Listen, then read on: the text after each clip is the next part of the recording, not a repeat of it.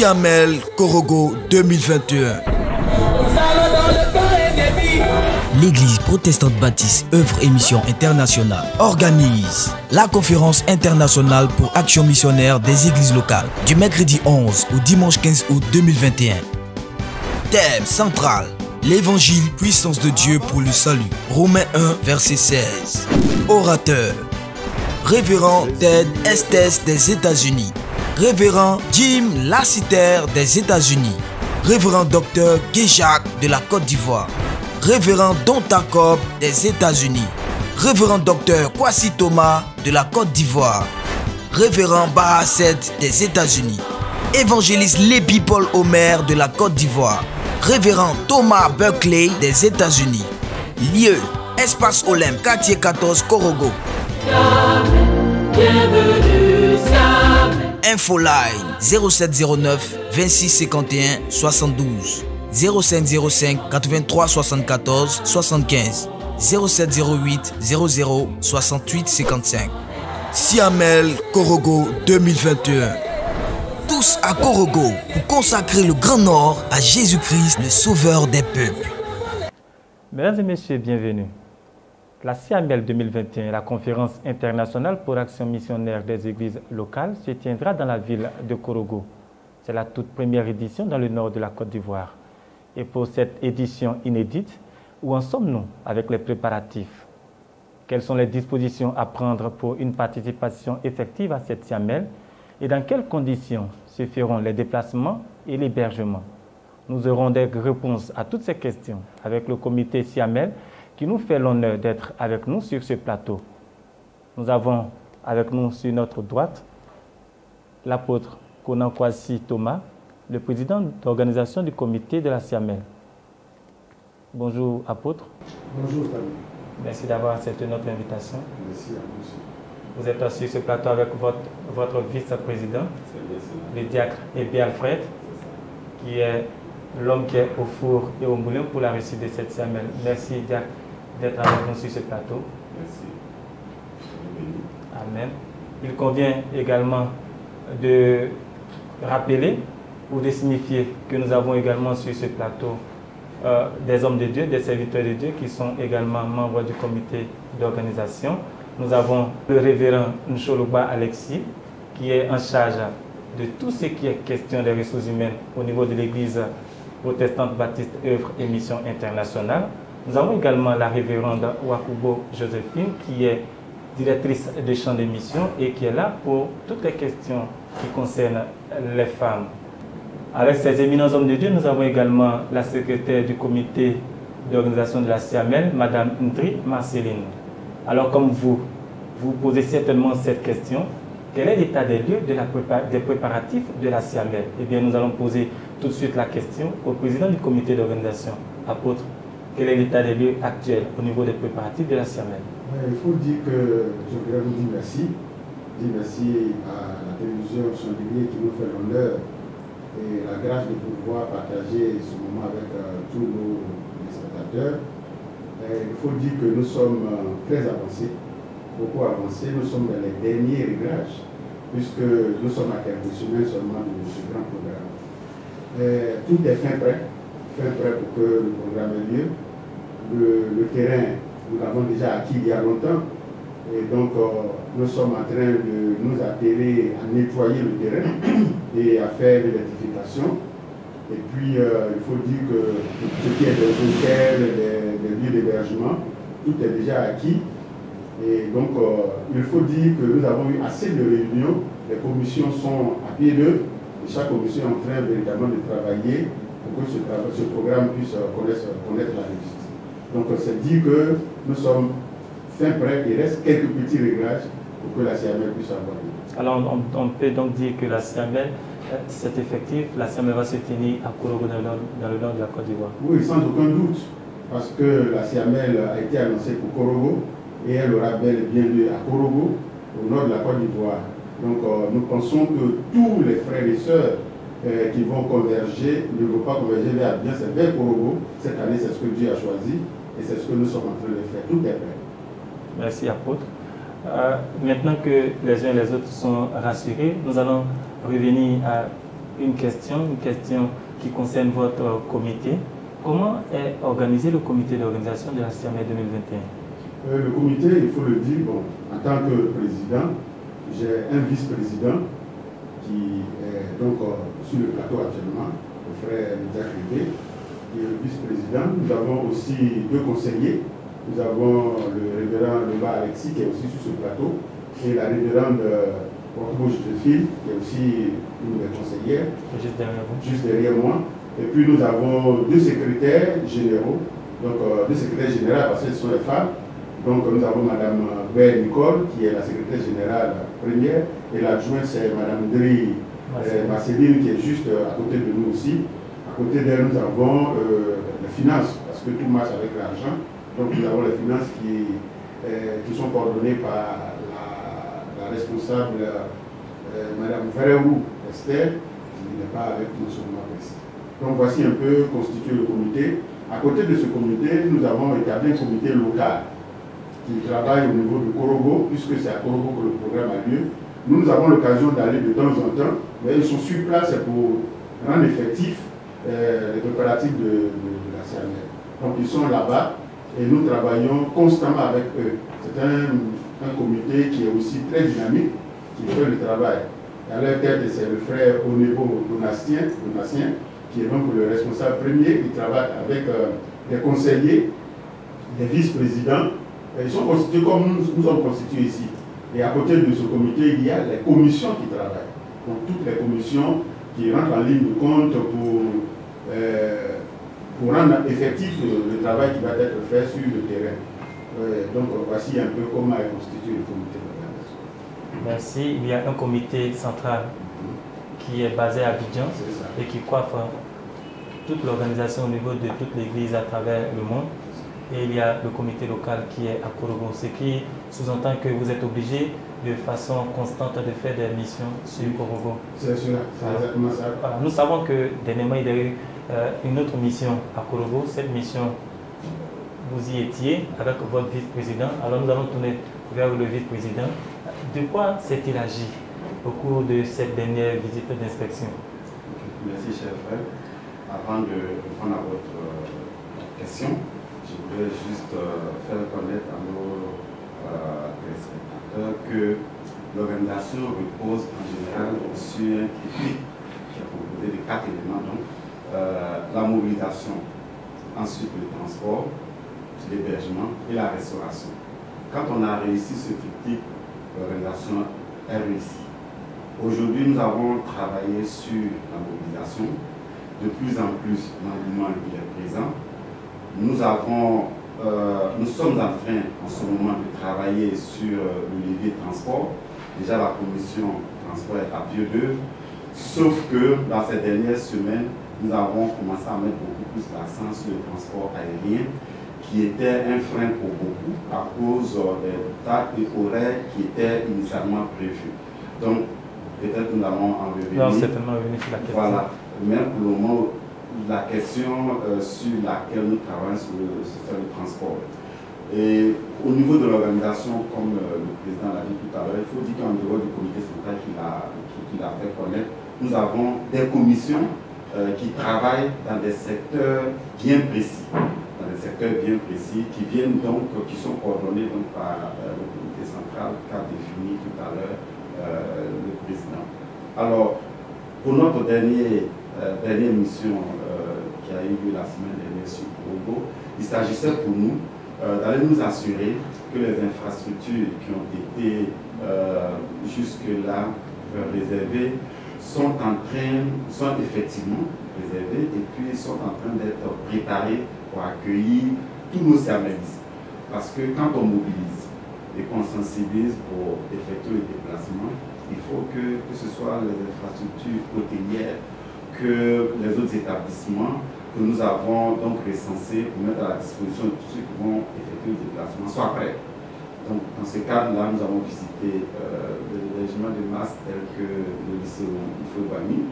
Nous avons également visité quelques auberges, quelques hôtels et nous sommes assurés que toutes les dispositions sont en train d'être prises pour réserver non seulement un accueil, mais un hébergement depuis descend à tous ceux qui vont effectuer donc, le déplacement. Donc voici l'essence un peu de notre dernière mission que nous avons effectuée la semaine dernière. Merci mon diacre. Parlant de logistique, la logistique c'est d'abord le lieu va se tenir la CIAMEL. Celui-là, est-il prêt pour accueillir la CIAMEL?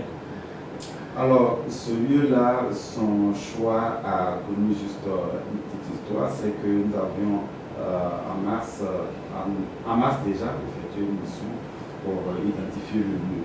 Et de tous les lieux que nous avons pu identifier, c'est celui-là qui a été confiné par le prophète Dieu Robert, avec qui nous avons effectué donc, une mission le 8 avril dernier.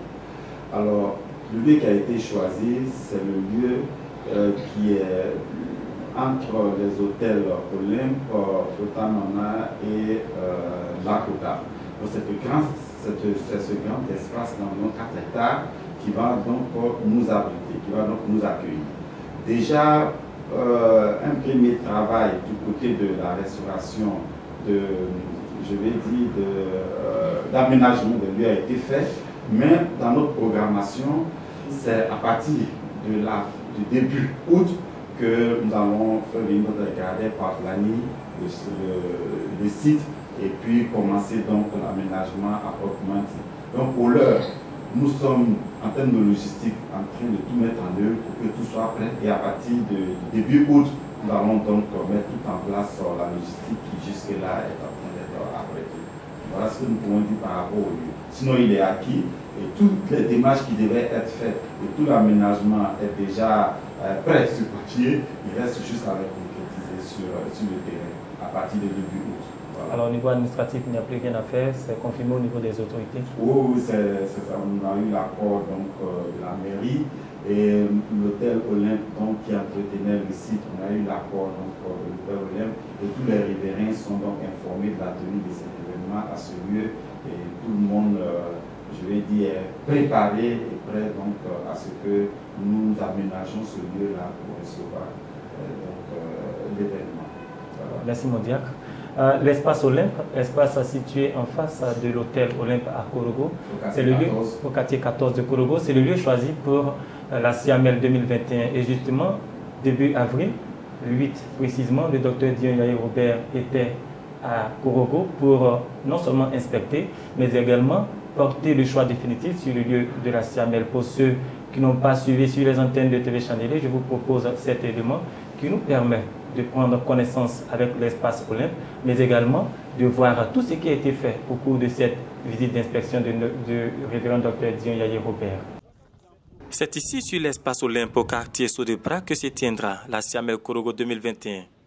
C'est ce qui ressort de la visite d'inspection faite le jeudi 8 avril par le révérend docteur Dion Yaye Robert sur les différents sites répertoriés par le comité d'organisation de la CIAMEL, conduite par l'apôtre Konankwasi Thomas.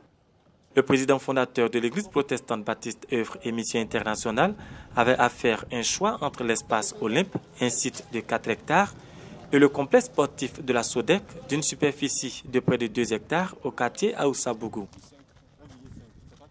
Les présentations faites par le vice-président du comité CIAMEL, le diacre Ebe Alfred, ont permis au révérend docteur Dion Yaye Robert de passer en revue les probables aménagements et installations techniques nécessaires. Au finish, et ce après avoir consulté le corps pastoral de Korogo et de Ferke-Sedougou, le comité local CIAMEL et les ressortissants du Nord, le révérend docteur Dion Yaye Robert a porté son choix sur l'espace Olympe qui présente plus d'avantages. SODEC, c'est grand, c'est bien. Il y a trop de cloisons. On sera très très nombreux. Si c'est une CIAMEL locale, il n'y a pas de problème. Il n'y avait pas de problème. Mais une CIAMEL internationale, les gens ne peuvent pas contenir. C'est pourquoi le choix est porté sur le terrain qui est devant l'hôtel Olympe. Donnant officiellement l'information au corps pastoral du Nord venu à sa rencontre, le président de l'EPBOMI a appelé l'ensemble de l'Église à relever le défi de la mobilisation qu'impose le choix de l'espace Olympe. Nous croyons que œuvre et mission, il y a toujours la discipline. Lorsqu'un programme est annoncé, ils sont prêts à venir parce qu'il s'agit de sauver le Nord par l'évangile. Il s'agit de répandre l'évangile au Nord, l'évangile de paix au Nord. l'évangile qui permet l'alliance entre un peuple et son Dieu. Et donc, tout le monde est prêt à venir. Et je suis sûr qu'ils vont envahir Korogo. Des plans d'installation ont été proposés et nous avons fait les esquisses. Alors, dès la semaine prochaine, nous allons évaluer un peu les aménagements qui vont être faits. En termes d'aménagement, je parle d'aménagement d'espaces de restauration, je parle de la construction de latrines, je parle également de faire un terrassement pour dégager tout l'espace pour qu'il soit donc prêt et propice à l'événement. Pour l'évangéliste Kone Eli, tout comme pour tous les chrétiens originaires du nord de la Côte d'Ivoire, le choix du site confirme la tenue effective de la Siamel à Korogo. Il invite l'ensemble de l'Église à demeurer dans la prière pour une réussite totale de ce rassemblement. Korogo, c'est toujours les forces mystiques qu'on voit, la parole de Dieu en tant que la puissance des puissances pour venir détrôner le diable et implanter Christ. Donc il y a un combat. Que les uns et les autres soient conscients de ce combat et aient des hommes et des femmes de prière pour qu'effectivement Christ puisse venir faire renverser la tendance. La Siamel, la conférence internationale pour action missionnaire des églises locales, est le plus grand rassemblement d'évangélisation de l'église protestante baptiste œuvre et mission internationale. Korogo 2021, du 11 au 15 août, est la toute première édition de la Siamel dans le nord de la Côte d'Ivoire. Alors l'espace Olympe, nous venons de voir dans cet élément, c'est un espace de près de 4 hectares qui va abriter une foule de personnes. La Siamel a l'habitude de drainer un monde fou. Est-ce que l'espace Olympe est à même d'accueillir ces 30 000 ou 40 000 personnes qui sont attendues? L'espace Olympe est à même d'accueillir tout ce monde parce que les 4 hectares, c'est pratiquement l'espace que nous avons en face du siège qu'on appelle communément l'espace Œuvre-Mission. L'espace Œuvre-Mission, c'est pratiquement la même capacité. Donc, sur cet espace-là, nous avions régulièrement l'habitude d'organiser des Siamel pour lesquels nous avons entre 35 et 40 000, 45 000, voire 45 000 personnes. Donc, nous sommes assurés que cet espace-là va pouvoir accueillir toutes ces personnes. Parce que justement, nous avions 2 propositions. Et à l'analyse, avec le conseil de notre Père à tous, il a été choisi dans cet espace. Parce qu'il faut tout le dire, les autres infrastructures sont en réflexion, sinon en préparation pour la CAN 2023, je crois. Donc c'est cet espace-là qui nous offrait donc beaucoup plus d'espace, au lieu de me répéter, pour abriquer donc cet événement. Donc l'espace est bien choisi pour abriter tout le monde. Voilà. Merci mon diable, je vais me tourner vers l'apôtre Conan. Apôtre, l'espace Olympe, d'habitude la Siamel, on a pris l'habitude de se retrouver dans un stade, un endroit fermé, où la sécurité et la gestion des hommes est facilitée. Cette fois-ci, on retrouve un espace ouvert. Est-ce qu'il y a des garanties de sécurité? Qu'est-ce qui est fait pour que justement cet espace-là soit à même de contenir tout ce monde? Il faut dire que nous avons déjà travaillé avec la commission aménagement pour qu'il y ait un semblant de clôture qui soit fait, c'est-à-dire des piquets qui soient faits avec des cordes pour pouvoir délimiter l'espace.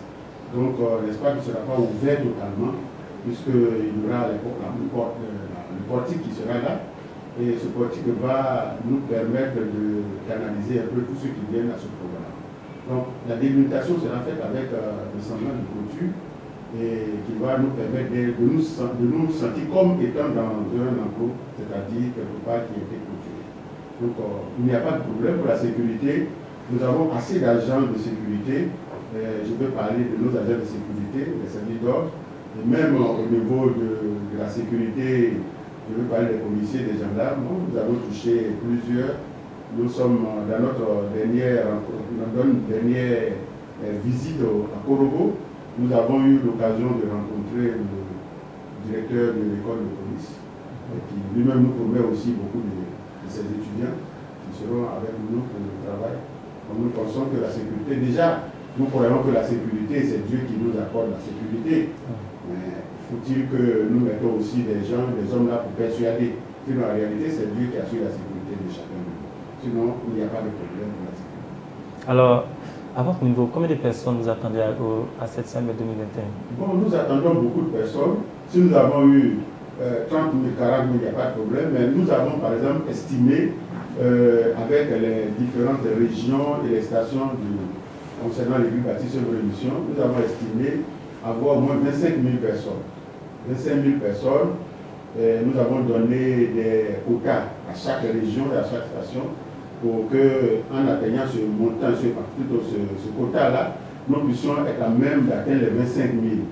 Bon, lorsque j'ai fait ce travail, les champs de mission m'ont dit, mais c'est trop petit, on peut faire plus que ça. Je leur ai dit, si c'est 30 000, 40 000, il n'y a pas de problème, on peut les accueillir. Pour l'heure, vous tablez sur 25 000 participants. C'est ça. Alors, ces participants doivent venir d'où? Nous savons que l'Église est en Côte d'Ivoire, nous savons également que l'Église est en Afrique et dans le monde, mais le monde est confronté à une situation sanitaire assez difficile. Il y a la résurgence de la pandémie dans certains pays.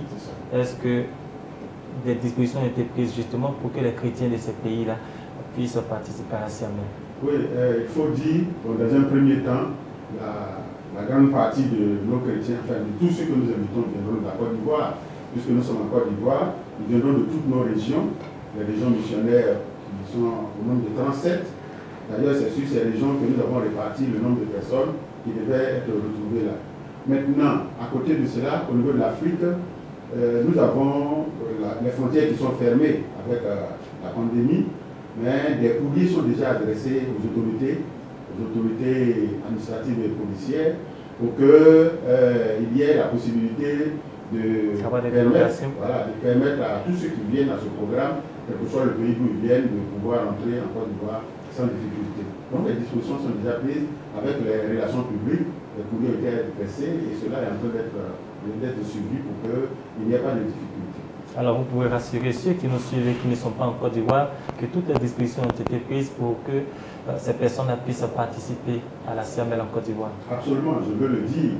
Il ne faudrait pas qu'ils aient peur lorsqu'ils veulent venir, qu'ils soient prêts parce que les dispositions sont prises. Ils pourront rentrer en Côte d'Ivoire sans trop de difficultés parce que les courriers ont été adressés et si les autorités ont déjà donné leur accord pour que cela soit fait, je pense qu'il n'y aura pas de difficulté à cela. Ils peuvent venir sans problème. Vous avez également eu des confirmations au niveau de l'Europe ou des États-Unis? Oui, nous avons plusieurs qui viennent de l'Europe, plusieurs qui viennent aussi des États-Unis. Ils ont déjà fait leur réservation d'hôtel, de chambres d'hôtel. Ils ont déjà fait, plusieurs ont fait leur réservation pour le billet d'avion partant d'Abidjan à Korogo. Donc c'est dit qu'ils seront déjà là, ils seront en grand nombre. Ils vont venir.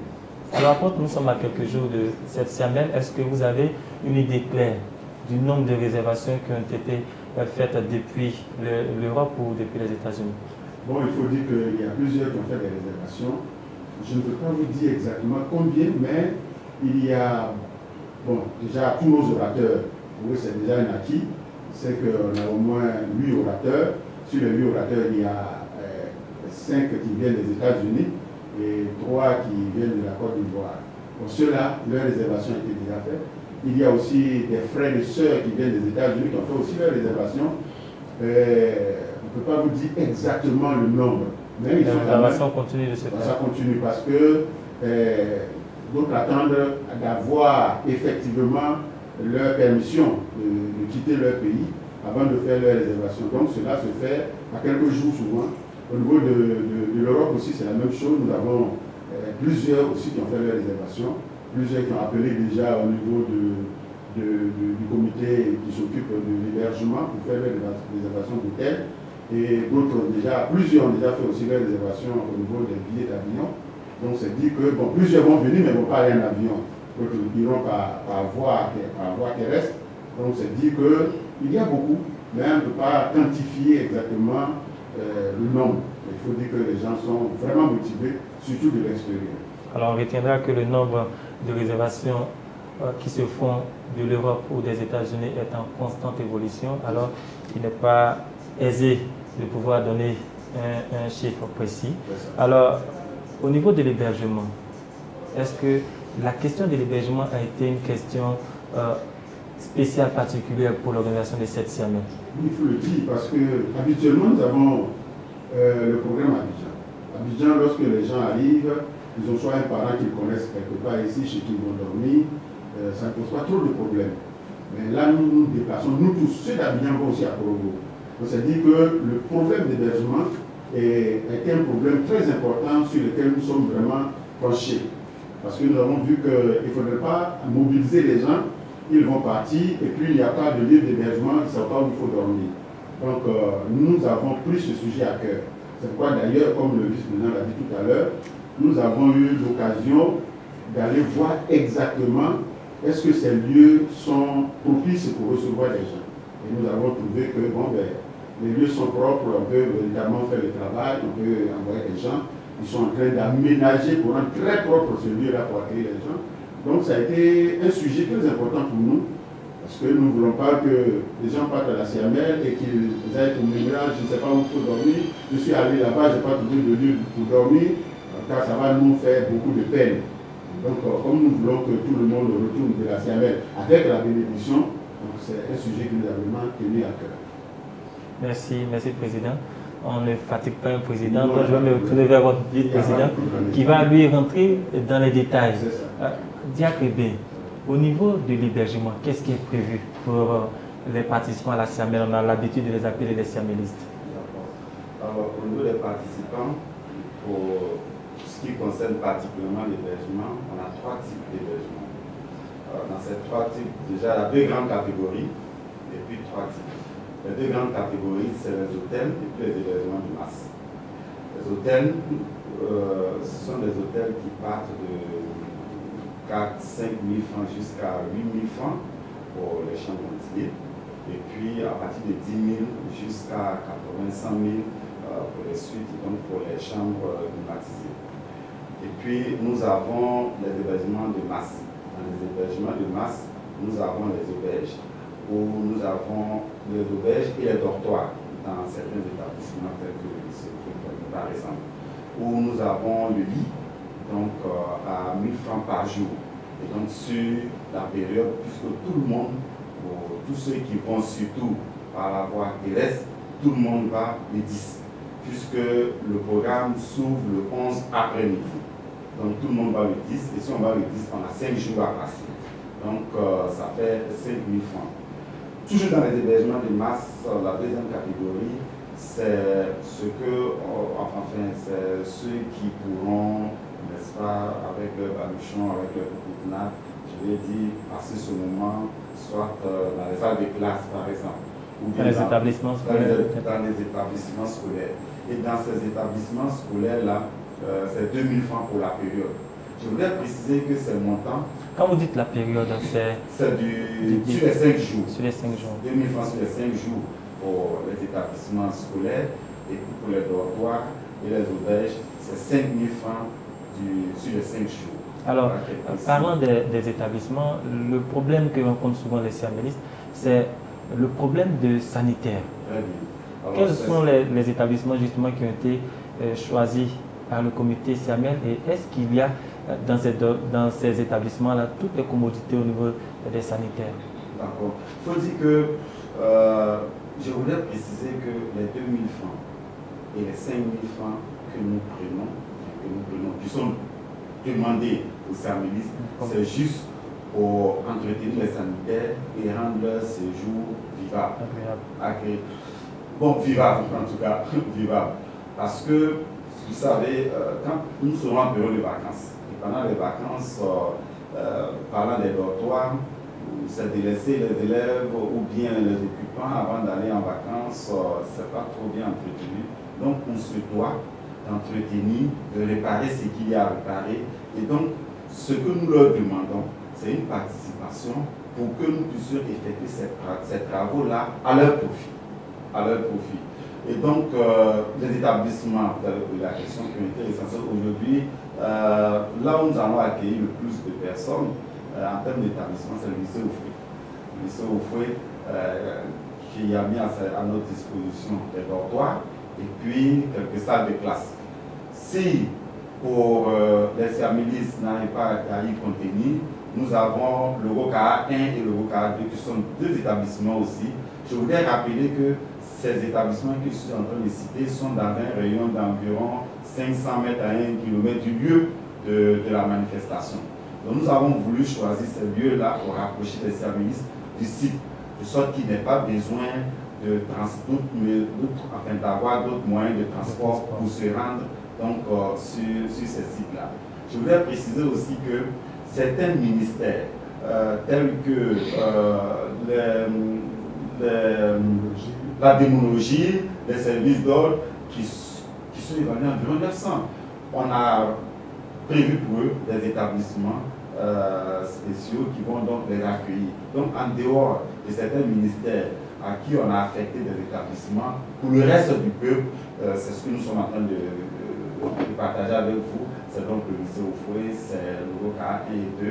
Mais pour en revenir un peu sur les autres hôtels, il faut dire qu'à Bobo, on a 71 hôtels. Modiak, avant qu'on en arrive aux hôtels, au niveau des établissements, des auberges, vous avez tantôt parlé de travaux qui sont en cours ou des travaux qui ont été effectués pour justement accueillir les Siamélis. Est-ce qu'on peut avoir une idée des travaux qui ont été faits? Tout à l'heure, posant la question, vous avez très bien posé la question. Là où il y a la préoccupation, c'est au niveau des sanitaires.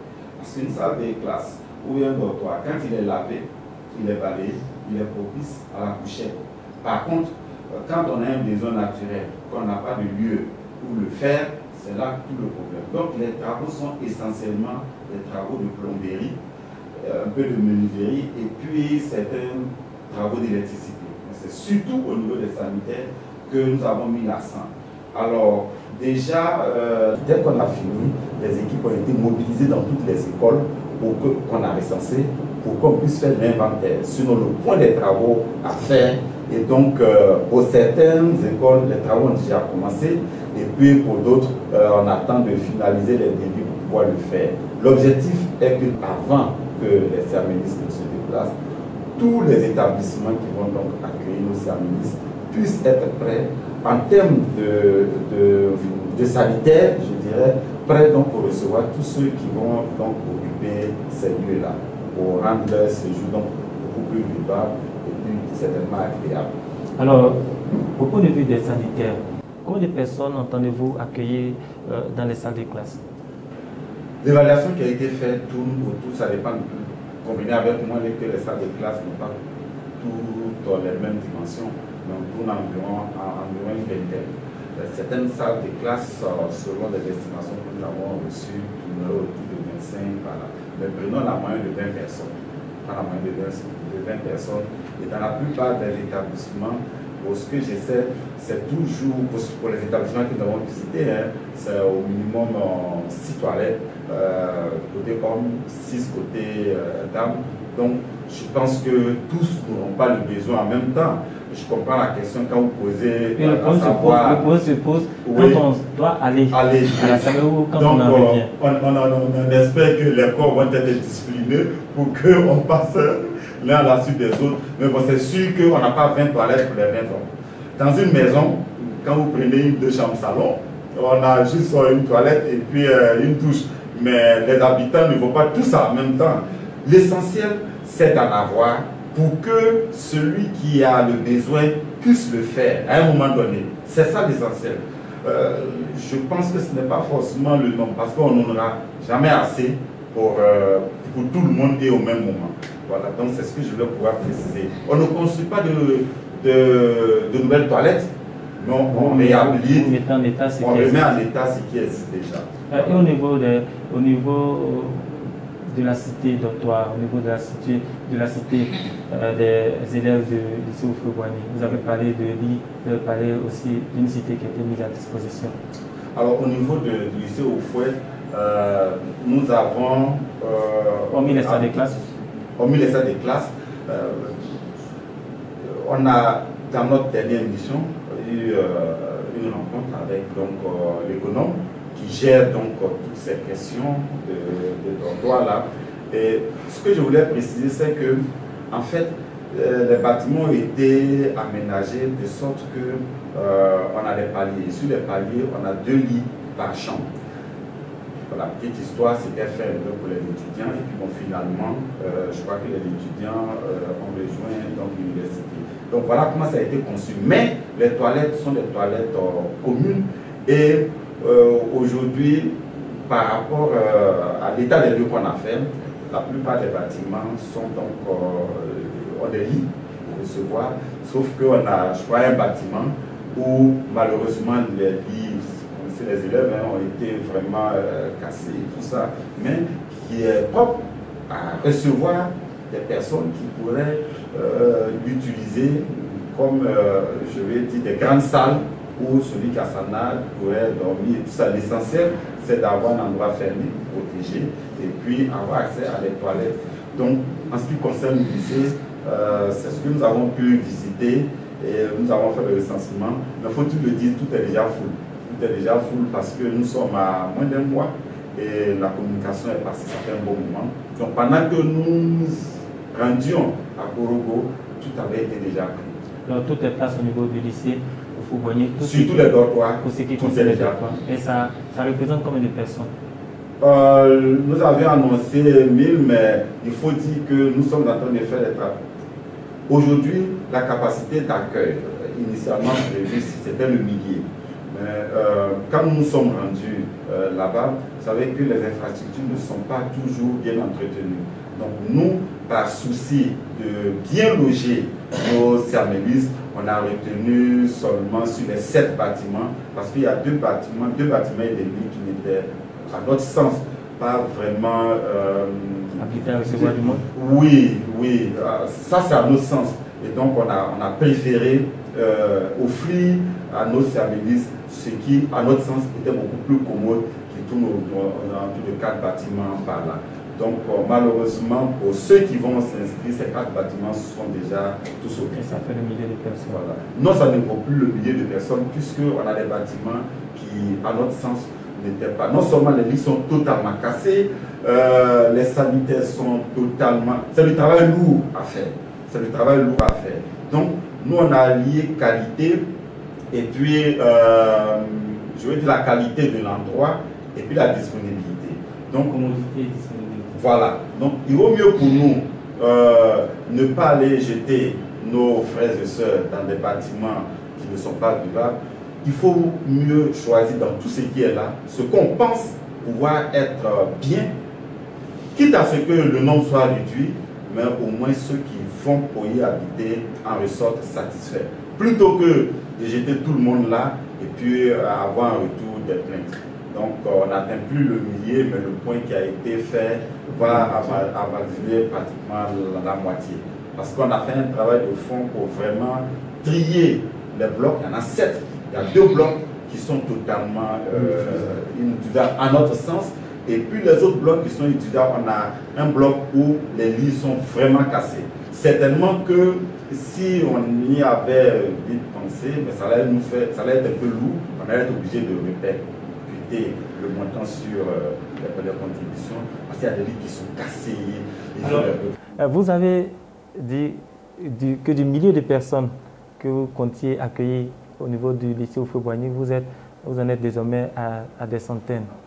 Et cela du coup pose un problème pour toutes ces personnes qui n'auront pas des lits ou des espaces au niveau de ce lycée-là.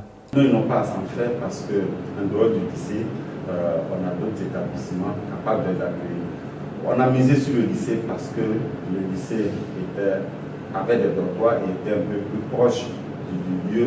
Mais en dehors du lycée, on a d'autres établissements qui sont prêts à pouvoir les accueillir. Donc, ils n'ont pas à s'en faire. Aucun ne dormira dehors, sauf celui qui veut dormir dehors. Sinon, aucun ne dormira dehors. Dans ces autres lieux d'hébergement, il n'y a pas de problème de sanité, il n'y a pas de problème de commodité. Non, mais c'est ce que nous avons dit. Dans tous les lieux qu'on a recensés, nous sommes en train de faire un travail pour nous assurer que les sanitaires sont fonctionnels pour tous ceux qui vont y résider. Alors, le Siaméliste qui a payé sa participation, qui a déjà pris contact avec le comité pour son hébergement, quelles sont les dispositions qu'il doit encore prendre pour cette Siamel? Alors, pour celui qui a payé donc son hébergement, pour ceux qui vont loger particulièrement au lycée, on leur recommande d'apprêter parce que les dortoirs sont faits de sorte que ce sont des vitres claires. Donc, et les vitres sont un peu basses. Donc, il faut prévoir soit un pan ou bien un rideau pour l'intimité. Et puis éventuellement, un moustiquaire pour pour ceux qui le voudraient. Voilà, donc en termes de préparation, c'est tout ce qu'il leur faut. Et puis, bon, le reste viendra après dans certainement les échanges. C'est-à-dire quand on a été transporté, qu'on est logé, la suite logique, c'est la restauration mondiale. Alors, je voudrais aussi dire que, à côté de ça, tous ceux qui vont dormir dans la salle de grâce, qui vont au moins peut-être un seau pour se laver. Parce que là-bas, les dortoirs, il n'y a pas de problème. Les dortoirs, il y a déjà les colonnes, les douches qui sont là, qui vont se laver sans avoir besoin de seau. Ceux qui sont dans la salle de classe, qui vont rentrer dans les douches, dans les salles d'eau, pour se laver, ils ont besoin de petits seaux pour pouvoir puiser l'eau et se laver. Donc c'est important qu'ils apprécient ça aussi. Alors, merci apôtre. Donc je vais vous poser la question que je m'apprêtais à poser à votre vice-président. Il y a une question qui me vient à la tête en tant que père de famille et je sais que nous sommes des milliers comme ça à nous poser la même question. Est-ce qu'il y a des dispositions qui ont été prises pour l'hébergement de ceux qui voudraient être en famille? Être en famille, la première possibilité, c'est de prendre une chambre d'hôtel. C'est peut-être possible avec la chambre d'hôtel. Pour celui qui a une famille avec qui veut partir, il est avec sa femme, peut prendre une autre chambre pour les enfants.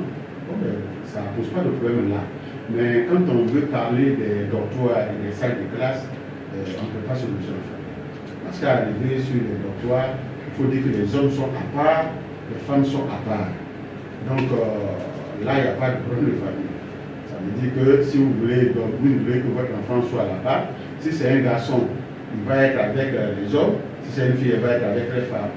Et donc dans les salles de classe aussi, c'est la même chose. Les femmes seront à part, les hommes seront à part dans les salles de classe.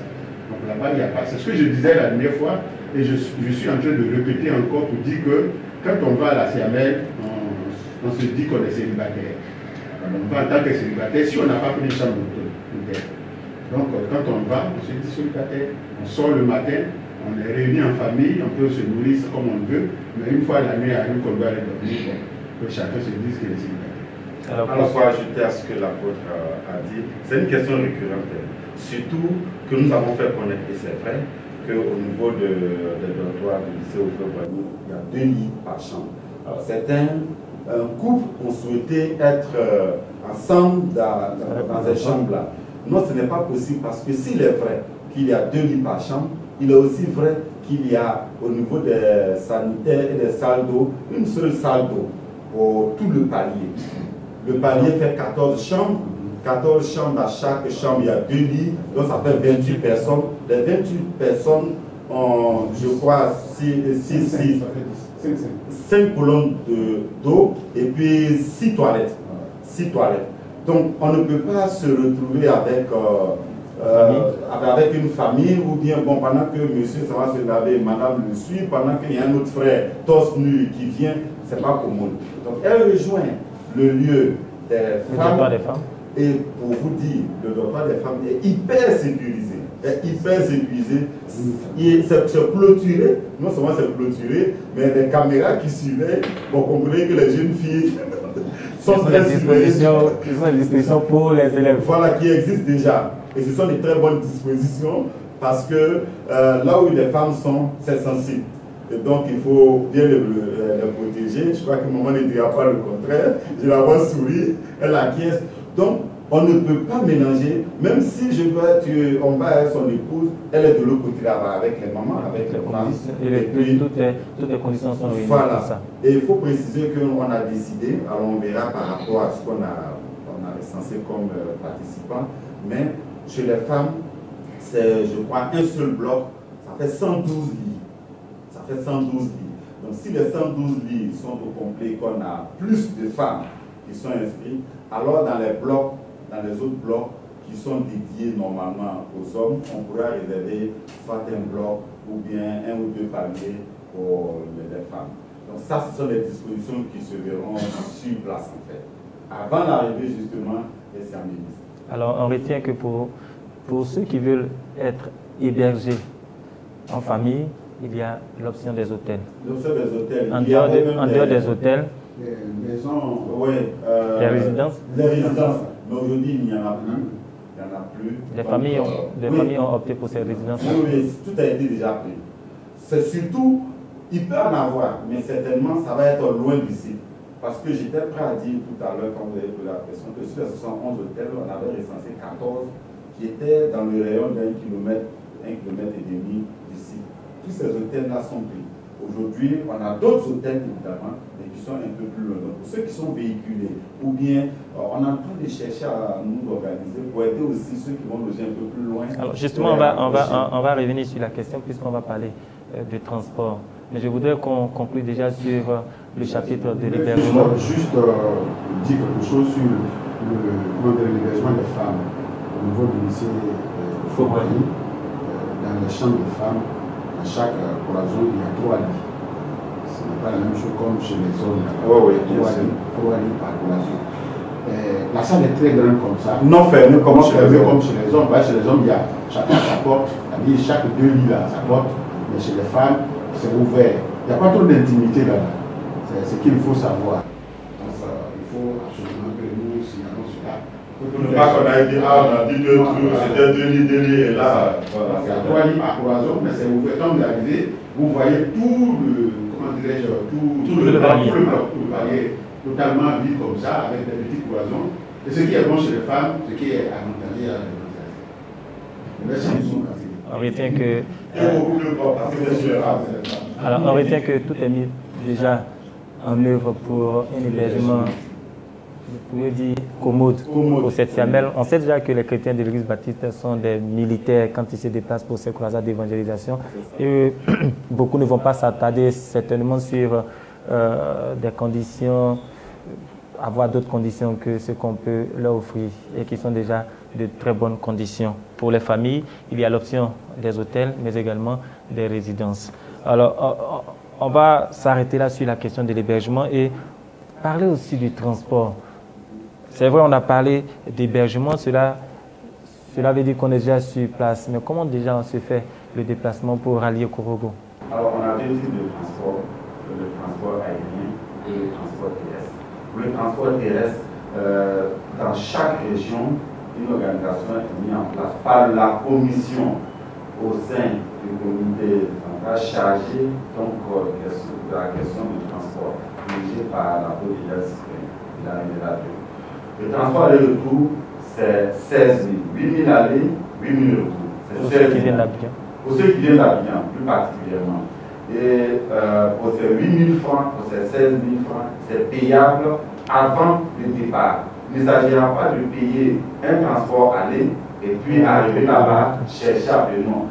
Les 16 000 sont payables avant le départ.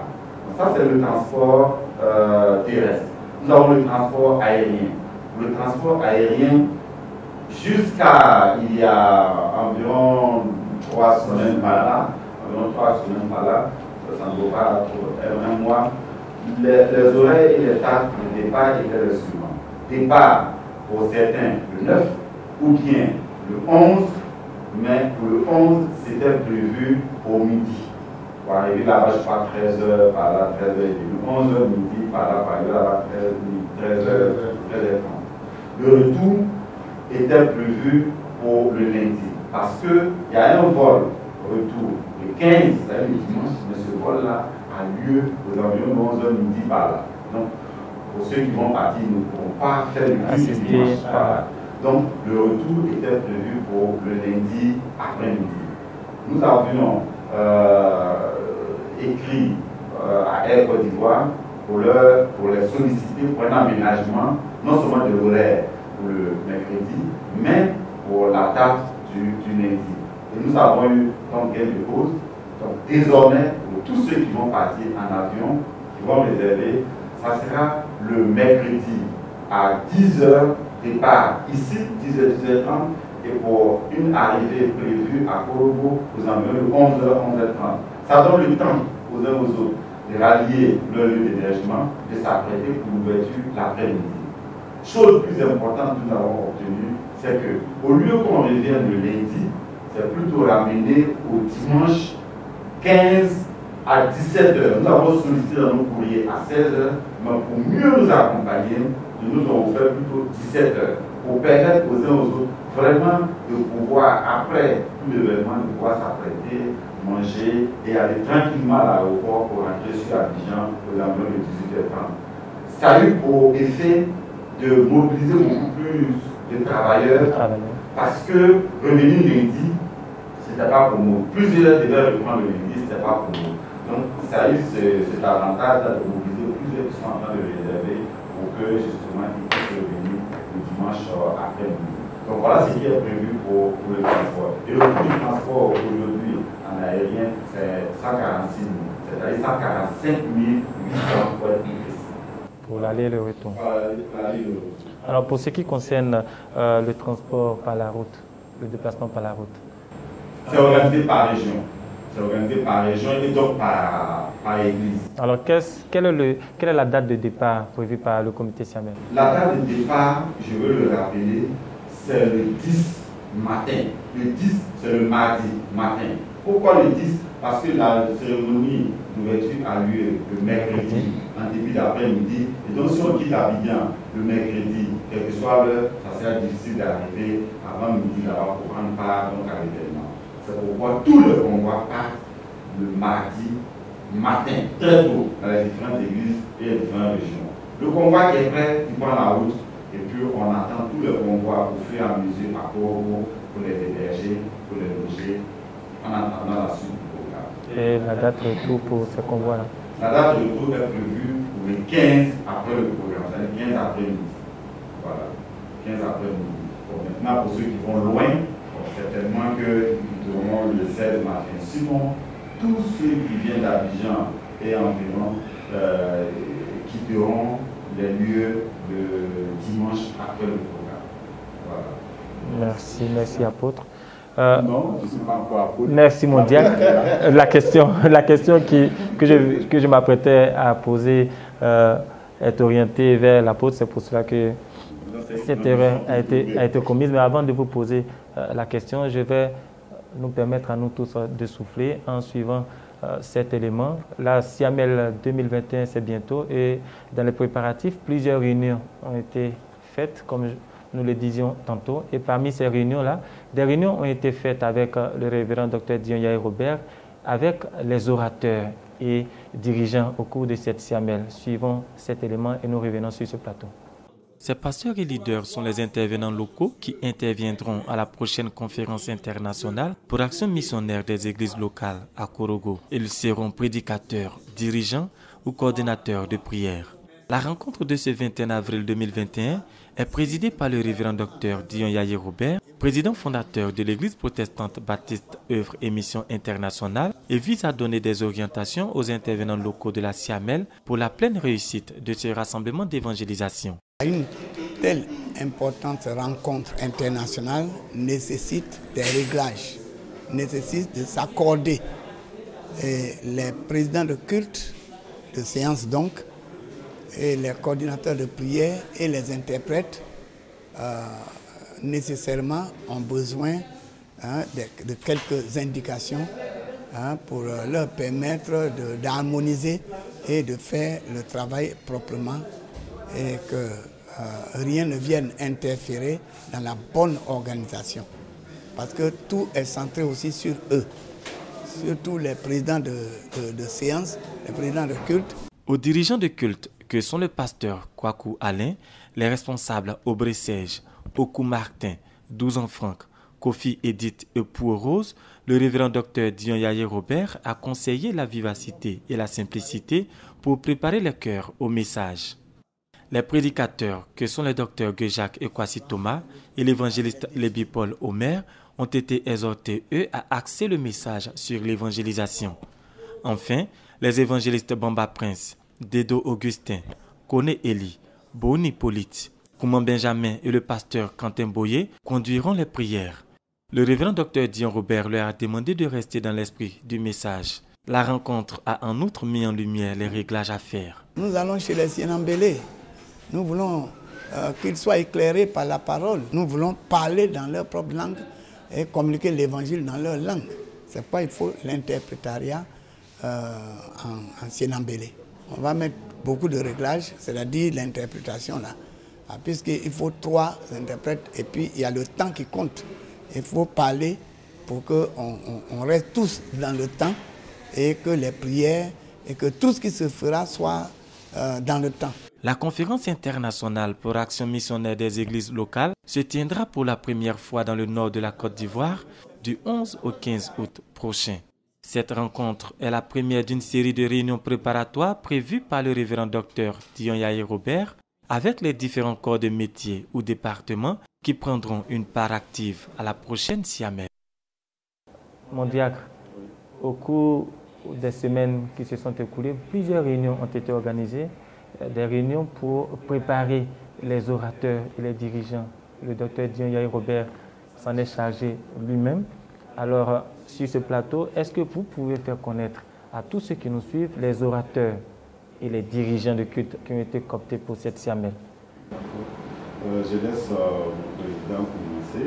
Au niveau des orateurs, il avait déjà fait connaître. Nous avons 3 orateurs locaux et puis nous avons 5 qui viennent de États-Unis. Alors, vous allez nous faire connaître les orateurs qui ont été cooptés pour cette Siamel. Nous avons 3 orateurs locaux. Il s'agit du révérend docteur Déjà, du révérend docteur Kwasi Kofi Thomas et de l'évangéliste Paul Omer.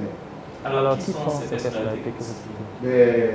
Le révérend docteur Déjà est l'un des vice-présidents du groupe Baptiste Œuvre Mission Internationale. C'est un homme petit d'expérience qui a fait beaucoup de conférences et beaucoup de programmes de ce genre. Donc, il a eu à intervenir à des différents programmes de ce genre et il a de l'expérience en la matière. Un grand enseignant et un homme, on le dirait, charismatique, très charismatique. Nous avons aussi le docteur Kwasi Kofi Thomas, qui est donc le directeur du ministère chargé de l'enseignement biblique. Donc, il est très bien placé aussi pour pouvoir nous donner l'enseignement qu'il faut par rapport à ces grands programmes. Parce que dans ces grands programmes, nous avons besoin d'enseignants pour nous enseigner, pour ouvrir nos yeux, puisque nous allons ouvrir les yeux à plusieurs personnes. Et donc, il est bien placé. Il est aussi l'un des vice-présidents de l'Église protestante Baptiste Œuvre Mission Internationale. Et donc, c'est un homme d'expérience. Il a beaucoup d'années à son actif et il peut aussi vraiment nous aider. C'est pourquoi il a été choisi. Nous avons aussi l'évangéliste Paul Omer, étant le premier responsable du ministère de l'évangélisation générale. Il nous a beaucoup entretenu dans plusieurs de ces programmes-là. Et sera là aussi pour nous apporter son expertise. Donc, je crois que ces 3 personnes ont été bien choisies pour ce programme qui va nous réunir à Congo. Surtout que, comme vous l'avez dit d'entrée, c'est la première fois que nous allons à ce lieu. Maintenant, nous avons à côté d'eux, nous avons les orateurs qui nous viennent de l'extérieur, c'est-à-dire des États-Unis. Nous avons Ted Estes, nous avons Tim Lassiter, nous avons Don Jacobs, nous avons Thomas Beuclé, nous avons Baha 7 qui nous viennent des États-Unis. Ils sont 5, au nombre de 5 qui complètent le total à 8 personnes, 8 orateurs qui vont nous entretenir pendant tout ce programme. Mais à leur tête, il faut considérer que tout est bouclé par le grand docteur Dion Yaye Robert, qui est donc le président fondateur non seulement de l'Église Baptiste Œuvre Mission, mais aussi de la Siamel. Donc c'est lui qui... Il faudrait peut-être signifier, souligner que ces personnalités-là sont ce qui se fait de mieux actuellement dans le monde baptiste au niveau des États-Unis. Et quand on sait que le choix du révérend docteur Dion Yaye Robert s'est posé sur ces personnes-là, on se rend compte tout de suite de la trempe de ces serviteurs de Dieu. Mon diacre, vous voulez ajouter quelque chose à la présentation des orateurs? Pas vraiment, sauf que ces personnes-là, comme vous l'avez déjà signifié, ont été les choix donc de Robert. Et il sait de quoi il regorge et je pense que c'est une campagne d'évangélisation. C'est vrai qu'on parle de Siamel qui a aussi une conférence. Mais cette fois-ci, ce n'est pas une conférence. C'est un programme de caractère évangélisation. À caractère évangélisation. C'est pour ça qu'en dehors des orateurs, nous aurons d'autres personnalités ecclésiastiques qui vont intervenir pour des prières. Après donc le message de ces orateurs, il y aura un moment de prière. Et donc, on aura droit aussi à d'autres intervenants. À des intervenants voilà, pour conduire la prière. Justement, pour conduire la prière de délivrance. Voilà, c'est ce que je voulais pouvoir ajouter. Donc ça, Cette partie-là sera animée essentiellement donc, par nos pasteurs, certains que nous connaissons en général, nos évangélistes. Je voudrais citer le révérend René, je voudrais citer le révérend Bamba Prince, l'évangéliste Dedo, l'évangéliste Owen Hippolyte, et puis je crois l'évangéliste Yann Soko, et puis l'évangéliste Kouma Benjamin. Donc voilà ces personnes-là qui vont conduire avec beaucoup de ferveur donc les prières après que le message soit appris. Parce que on a dit que l'évangile, c'est le thème de cette semaine. L'évangile est la puissance de Dieu pour le salut de quiconque croit. Donc il faut là annoncer l'évangile. Quand ils ont compris l'évangile, alors la puissance de Dieu se met en action pour la libération donc, des âmes et des vies. Alors, la Siamel à Korogo, cette Siamel-là va rassembler énormément de personnes. Depuis le début de cette émission, nous parlons de la Siamel. Donc, on pourrait se poser la question, qu'est-ce que je pourrais aller chercher à la Siamel? Alors, excusez-moi de prendre la parole. Alors, par rapport à l'élément que nous avons suivi tout à l'heure, c'est-à-dire à la dernière rencontre qui a eu lieu il y a de cela quelques jours, avec tous les orateurs et les dirigeants de culte, réunion conduite donc par le prophète de la. Il s'agissait au cours de cette réunion-là, justement, de situer, sinon de rappeler les responsabilités des uns des autres. Parce que le caractère, cette année, de la Siamel, surnom de ce moment-là, dans ce lieu précis, c'est que nous partons au nord. Et l'objectif, c'est de gagner nos frères du nord. Et la plupart donc, de tous ceux qui sont qu'on part trouver là-bas sont nos parents qui ne sont pas tous à la qui ne sont pas tous instruits. Donc, on a beaucoup d'analphabètes. Et donc, particulièrement, il y aura, en dehors donc des interprètes anglophones, francophones, qu'on connaît, il y aura donc des interprètes locaux. Et donc, il était question de donner des orientations par rapport justement à comment interpréter depuis l'anglais en passant par le français jusqu'à arriver donc, à la langue locale. Donc, c'était même l'essence de cette rencontre que nous avons suivie tout à l'heure dans l'élément qui est passé. Alors, comment est-ce que cette question-là a été définitivement réglée? Alors, on a eu deux cas de figure. L'apôtre, le président a fait connaître tout à l'heure qu'on a deux types d'intervenants. On a des intervenants qui nous viennent des États-Unis, donc ils vont naturellement prêcher en anglais. Donc, quand ils prêcheront en anglais, on aura un interprète qui va interpréter de l'anglais au français, pour le commun de ceux qui seraient là. Le français qui est la langue nationale. Qui est la langue nationale. Mais tout le monde, je le disais tout à l'heure, ne comprend pas le français, surtout les autochtones. Les autochtones, pour qui nous avons effectué le déplacement pour leur apporter l'évangile. Donc, à partir du français, il y aura donc une traduction du français à la langue locale qui est le Sinambéli. Le Sinambélé, connu généralement sous l'appellation de Sénoufou. Voilà. Donc, il y aura ces deux moments-là. Et donc, c'était une grande première de traduire de l'anglais au français, du français au Sinambélé. Donc, il était important que le prophète donne des orientations par rapport à ça. Pour nos intervenants locaux, puisque ça sera en français, donc ça sera directement traduit en Sinambélé, ça sera un peu plus, je vais dire, un peu plus léger que l'interprétation en passant par l'anglais pour arriver au français et puis au Sinambélé. Donc voici un peu ce qu'il y a. Cette Siamel-là a été organisée essentiellement pour gagner ceux du nord de la Côte d'Ivoire à Jésus-Christ. C'est une région qui jusqu'ici est donnée comme islamisée. Ce n'est pas le cas. C'est plutôt une région qui reste profondément animiste. Et c'est des populations qui sont le plus souvent en quête de puissance. Le thème de cette Siamel-là parle de puissance, apôtre. Le Sinambélé, l'originaire du nord de la Côte d'Ivoire, ou l'habitant du nord de la Côte d'Ivoire, qui nous regarde actuellement, doit se poser la question de savoir, on me parle de puissance. Alors c'est quoi cette Siamel-là où on peut trouver une puissance au-delà de ce que nous avons l'habitude de faire et pour lequel nous sommes déjà réputés? Je veux, avant de répondre à votre question, vous dire que le grand docteur, en faisant son choix, c'est un homme de qualité. Hein. Quand il veut choisir, il choisit par qualité. Donc c'est les orateurs qui ont été choisis, on ne va pas s'en douter, ce sont des hommes de qualité qui vont nous apporter des messages de qualité. Ça c'était important à signaler. Et puis, tout à l'heure, on dit un peu sur ce que le vice-président a dit qu'il y a la première phase, comme il a dit tout à l'heure, traduit de l'anglais en français et du français en sénégalais, mais aussi l'autre côté, lorsque c'est le français, c'est traduit en sénégalais directement, et les anglophones, qu'est-ce qu'ils vont faire? Il y aura toujours des interprètes à côté d'eux, pour leur traduire directement. Il fallait juste que j'apporte cette précision. Et le thème a été bien choisi, l'évangile puissance de Dieu pour le salut de quiconque. On n'a pas dit que l'évangile est l'une des puissances de Dieu. Il y a une seule puissance de Dieu, c'est l'évangile.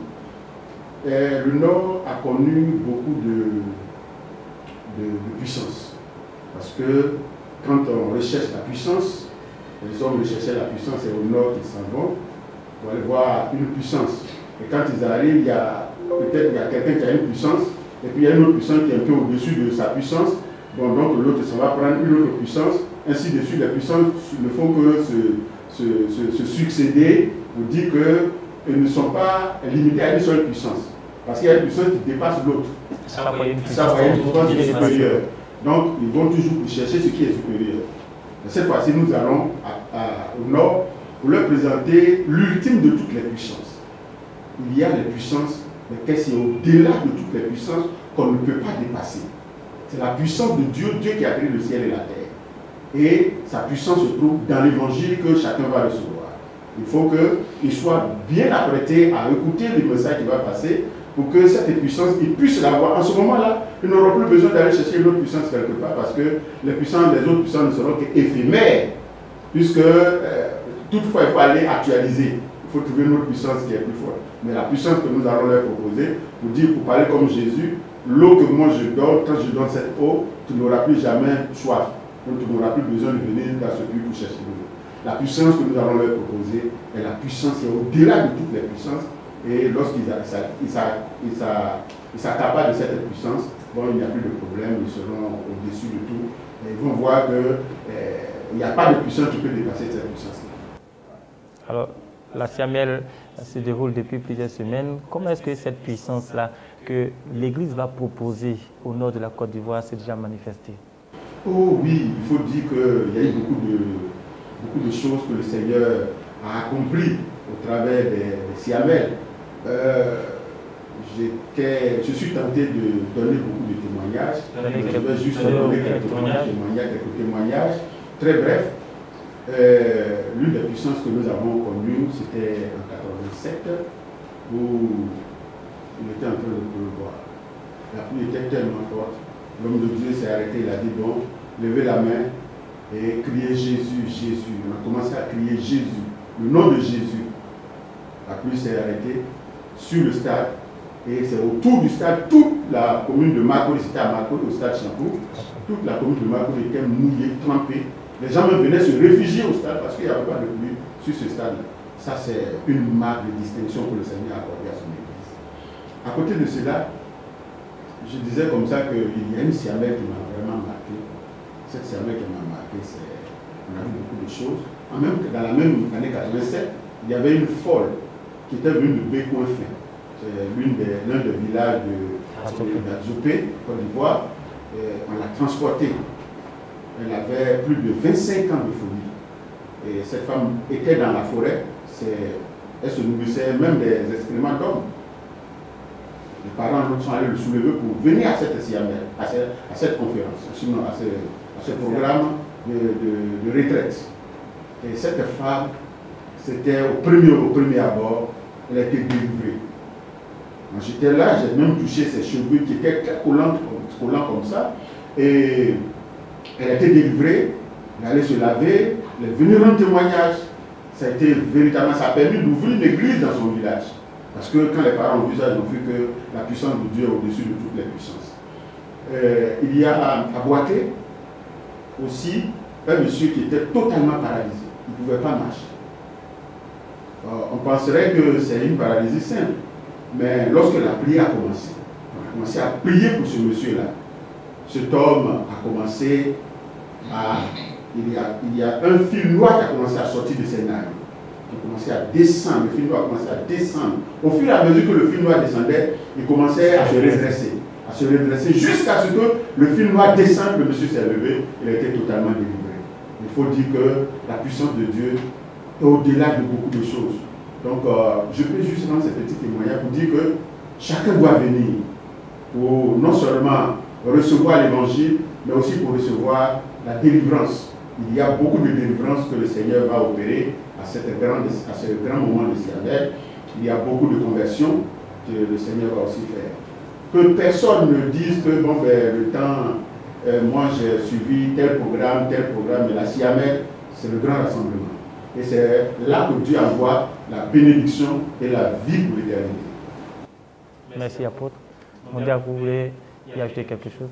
Non, c'est surtout dire que l'apôtre parle de témoignage, c'est édifiant. Et vous avez posé la question de savoir, on parle de puissance, qu'est-ce qu'on réserve à la population de Korogo? Moi, je voudrais plutôt reformuler et répondre pour dire comment on se prépare pour aller affronter, parce qu'on va affronter d'autres puissances là-bas. Vous l'avez si bien dit, ils ont été habitués à des puissances. La confrontation des puissances. Voilà, donc il faut se préparer pour aller confronter cette autre puissance-là. Et cette préparation-là, elle n'a pas été négligée. Déjà au niveau national, nous avons mis 2 semaines de jeûne. Vous dites par là que l'Église s'est apprêtée justement pour transmettre cette puissance de l'Évangile-là à ceux du Nord. C'est ça, pour aller à la confrontation. Parce qu'on ne peut pas aller à la Siamel, à cette Siamel-là en particulier, comme toutes les autres Siamel. Parce qu'il s'agit d'aller montrer qu'au-dessus de toutes les puissances qu'ils ont eu l'habitude de voir, il y a une autre puissance, comme l'apôtre l'a démontré tout à l'heure. Et pour ce faire, il faut se préparer. C'est donc un appel que vous lancez à chaque chrétien qui nous suit, s'apprêter non seulement collectivement, mais aussi individuellement à aller apporter sa pierre à l'édifice de l'évangélisation. C'est ça. Voici un peu en ce qui concerne les préparatifs. Merci mon diacre. Le thème de cette Siamel est intitulé « L'évangile puissance de Dieu pour le salut de quiconque croit ». Alors pour vous qui nous suivez, qui n'avez pas encore accepté Jésus-Christ, la Siamel est le moment propice de venir voir de plus près de quoi il s'agit quand on parle de puissance de l'évangile. Mon diacre, vice-président du comité d'organisation, diacre Ebe Alfred, et l'apôtre Konakwasi Thomas, président du comité d'organisation de la Siamel, le temps qui nous est imparti va bientôt toucher à sa fin. Alors je voudrais vous laisser l'opportunité de passer votre message à ceux qui nous suivent ou de revenir sur l'un des points que nous avons abordés au cours de cette heure d'échange. En ce qui me concerne, c'est surtout le pratique. Parce qu'aujourd'hui, au centre de l'engouement, les uns les autres ont réservé le transport. Avant de réserver le transport, l'hébergement, on y a déjà pensé, non pas pour un but, c'est de sauver le Nord. Ce but qu'on va pour réaliser s'appuie sur un thème qui est l'évangile. Donc il s'agit d'aller avoir une confrontation avec une autre puissance. Ça a besoin d'être préparé pour que nous soyons prêts à guérir pour affronter, je vais dire, le Nord pour sa libération totale. Voilà l'appel que je peux lancer. Ce sera également votre mot de fin. Nous allons nous tourner. Ou bien vous voulez donner un mot de fin? Ça sera mon mot de fin. Ça sera mon mot de fin. Parce que nous attendons tout le monde, il faut pouvoir se préparer. C'est important. Merci mon diacre. Apôtre, en qualité de président du comité d'organisation, vous allez boucler la boucle. Quel message vous pouvez passer à l'Église qui nous suit et à tous ceux qui nous suivent à travers le monde? Dans un premier temps, je voudrais dire merci à la télévision, son milieu qui nous a donné l'occasion de nous exprimer. Et je veux dire à chacun de ne pas avoir peur. Parce que nous savons que plusieurs sont animés de l'esprit de peur. Au Nord, il y a ceci, il y a cela. Je dis que même si tu es chez toi à la maison, ton malheur va t'arriver, ça va arriver chez toi. Donc, on ne va pas avoir peur. Notre assurance est véritablement grave parce que nous avons l'Éternel, le Dieu créateur du ciel et de la terre, qui est notre assurance. Donc on va avec assurance. Il n'y a pas de problème, on va et on reviendra. Bon, au grand moment de la guerre, de la crise de la Côte d'Ivoire, nous nous sommes déplacés sur Mans. On est revenu sains et saufs. C'est vraiment été même à Boaké. Bon, on allait même à Boaké aussi, un grand moment de la crise, et nous sommes revenus sains et saufs. Le Seigneur s'est manifesté glorieusement. Donc, ce n'est pas à Korogo, parce que les gens ont peur souvent parce qu'on dit Korogo, puisqu'on parle du Nord, les gens voient tellement la puissance là-bas. Il y a la puissance partout que les gens vont chercher partout. Korogo n'est pas exceptionnel. Quand on parle de puissance, il n'y a pas une puissance qui est au-delà de notre Seigneur. Donc c'est dit à chacun, véritablement, je lance l'appel aux uns aux autres pour que chacun soit véritablement engagé à être à ce programme. Parce que Dieu a réservé des bénédictions pour chacun de nous. Ce n'est pas moi qui vais aller chercher ta bénédiction pour t'envoyer. C'est toi qui vas partir pour chercher cela. Donc chacun doit être animé de cet esprit-là, de cet engagement pour partir. Donc le moment de jeûne et prière que nous avions eu jusque-là, c'est pour véritablement être prêt à être à ce programme-là et revenir dans la quiétude. Dans la quiétude. Je voudrais motiver les uns les autres. Ceux qui étaient un peu sceptiques, qui n'étaient pas trop prêts à partir, je veux leur dire de venir. Parce que c'est un grand moment. Dieu va faire de grandes choses qui vont dépasser l'entendement humain. Donc, c'est motiver chacun à être là-bas. Il ne faut pas se faire raconter cet événement-là. Il faut que nous la vivons. C'est des choses que nous devons vivre effectivement pour que Dieu soit glorifié, que chacun de nous voit la puissance et la gloire de Dieu. Merci, apôtre. On retiendra que la Siamel est un moment qu'il ne faut pas se faire raconter. C'est un moment qu'il faut vivre et voir dans son expression la plus grande, la puissance de l'Évangile. Nous vous disons merci de nous avoir suivis. Nous vous disons à bientôt pour la Siamel qui se tiendra cette année à Korogo. À bientôt et que Dieu vous garde.